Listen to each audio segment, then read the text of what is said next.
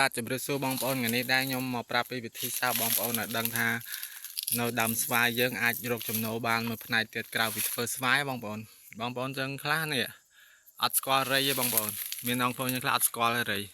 ហើយឆ្ងល់រៃហ្នឹងរៃមកពីណារៃបាទអត់ទៅចិត្តចូលឆ្នាំគឺវាមកហើយបងប្អូនវាចេញមកតាមដើមស្វាយតាមអីហ្នឹងហើយរៃហ្នឹងគឺវានៅក្នុងដីបងប្អូនអានេះពេលខែនេះឡើងនេះបងប្អូនឃើញរនវានេះពេលដែលយប់ឡើងហើយម៉ោង7ម៉ោង8គឺវាចេញវារត់នឹងមកនេះវាលើដើមស្វាយវាមកសក់បងប្អូនហើយបងប្អូននឹងវាសក់ធ្វើអីអត់វាសក់រញីរឈ្មោលរបស់វាហ្នឹងហើយបងប្អូនដឹងទេថាអានេះយើងបើធ្វើទីផ្សារគឺល្អបងប្អូនដោយសារអីរៃគឺវាមានរសជាតិឈ្ងុយឆ្ងាញ់បងប្អូនយើងបំពងមកបងប្អូនខ្លះអត់ចេះហូបទេមិនស្រួលរៃអត់ដែលហូបមិនអត់ចេះហូបទេបើសិនជាហូបគឺឆ្ងាញ់ជាងចង្រិតឆ្ងាញ់ជាងដឹកឌឺទៀតបងប្អូនតែមានគេលក់តែបងប្អូនរៃនៅតាមតំបន់ភ្នំតំបន់អីហ្នឹងនៅតាមផ្លូវហ្នឹងគឺមានលក់បងប្អូនរៃហើយអានេះថ្លៃឃើញអញ្ចឹងណាបងប្អូនរៃនេះបើសិនជាគេលក់លើទីផ្សារបើសិនជាគេចាប់បានគេឆៅបងប្អូន1គីឡូ 25,000នេះតាមដែលខ្ញុំដឹងហើយបើសិនជាគេបំពងឲ្យ1កំប៉ុង 8,000ហើយសបោបងប្អូនតាមដើមស្វាយអត់ចេះខ្វះទេ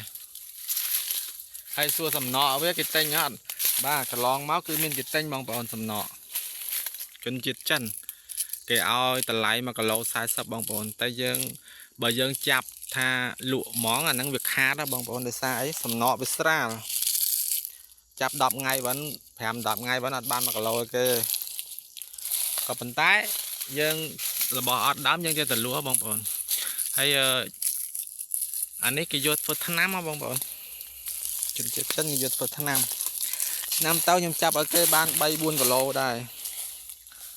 ហើយឆ្នាំនេះចាប់បាន 2-3 គីឡូដោយសារអីអត់សូវមានពេលចាប់បងប្អូនយើងធ្វើស្វាយហើយស្វាយឆ្នាំនេះវាខាតហងបងប្អូនស្វាយឡូវសល់តែ1គីឡូ 200 250ទេអត់បានថ្លៃទេអញ្ចឹងហើយ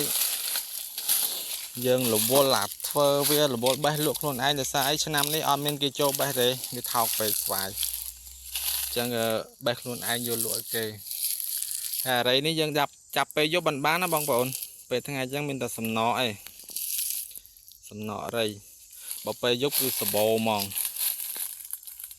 រៃសុតហើយយកបំពងគឺរសជាតិឈ្ងុយឆ្ងាញ់ណាបងប្អូនអើយហូបហើយចង់ហូបទៀតញ៉ាំហ្មង